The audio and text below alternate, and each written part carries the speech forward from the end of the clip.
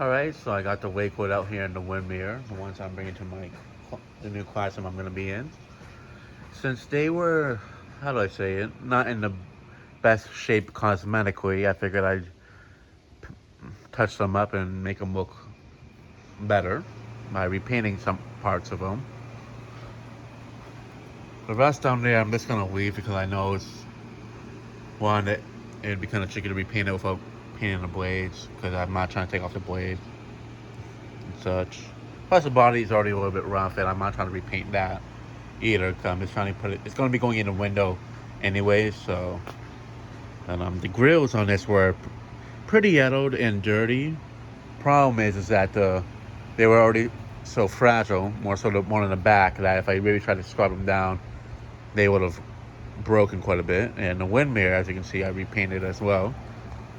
More so just the upper portion of it, as this was yellowed, but this part was a lot more yellowed. But this part looks like it was kind of starting to disintegrate and such, and it just didn't look good. So I think I'd repaint it. I used some appliance epoxy on it, which I know it didn't need it. I could have just used something more simple, but I figured just to so it actually holds up well and stays well on it, that I'd do it with that. I mean, I gotta say, it really came out nice.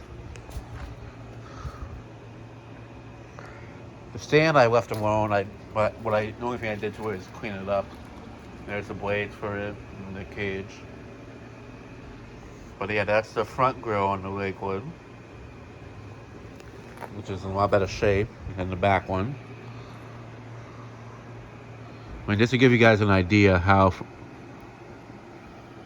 brittle this stuff is, like all of this right here literally broke without like any pressure on it. In fact, one of them actually broke off just from me spray painting it, so this back one's in a lot more fragile condition and such. But it's the back grill, so I'm not really too worried about it.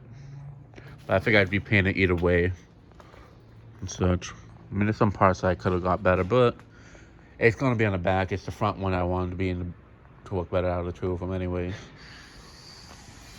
And the only thing is it might look a bit more white than the blades, but it's really not that big of a difference. I'm not going to paint the blade on it.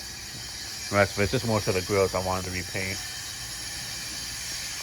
Because those were a bit yellow and they looked dirty, and I figured it would make the pan look like something I found out of the trash, which I don't want it to look like that. Same thing with this. I mean, you can still see a portion of how yellowed it was, just to give you an idea. Some people might say, oh, you should have left it yellow to look more vintage. Well, I want it to look vintage, but I don't want it to look like it's in rough shape through the discoloration, so sorry. But I'd rather have it looking more pristine for its age, not in like it's been neglected and such. But let me pull off this tape off that I used to protect the front portion. See, that's going to still look a bit discolored, but I'm not going to mess with it. As long as the rest of it looks fine, that's alright for me. And I'm not going to bother trying to touch up that completely, because it would just be more of a pain to do and impossible. As long as the rest of it looks fine, that's really all that matters, which it does look a lot better.